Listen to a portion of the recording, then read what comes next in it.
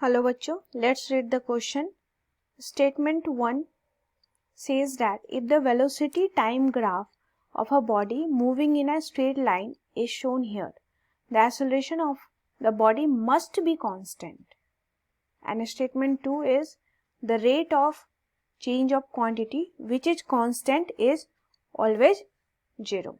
Option A, statement 1 is true, statement 2 is true, and statement 2 is correct explanation for statement 1. Option B, statement 1 is true, statement 2 is true, and statement 2 is not the correct explanation for statement 1.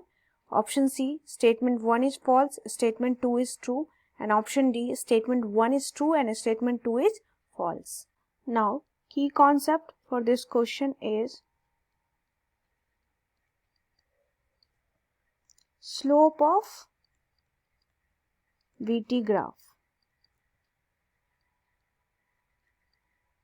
Velocity time graph का slope देखेंगे. Now as we know, जानते हैं acceleration की value क्या होती है. Acceleration हो जाता है आपका rate of change of velocity यानी dv बाई dt. इसको हम लिख सकते हैं that is slope of VT graph.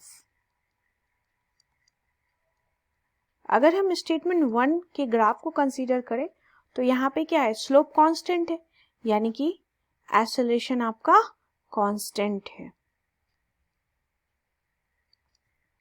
Since यहाँ पे स्लोप जो है वो कांस्टेंट है इस ग्राफ का.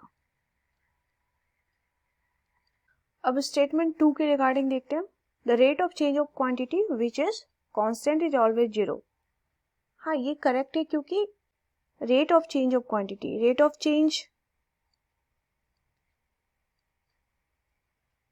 चेंज किसी भी चीज का तो वो क्या हो जाएगा, दैट इज अगर कांस्टेंट टर्म है दैट इज डी डिफरेंशिएशन ही एक तरह से रेट ऑफ चेंज होगा. तो रेट मतलब टाइम के साथ, तो कांस्टेंट का डिफरेंशिएशन क्या हो जाएगा, 0. तो आपका स्टेटमेंट 2 करेक्ट है.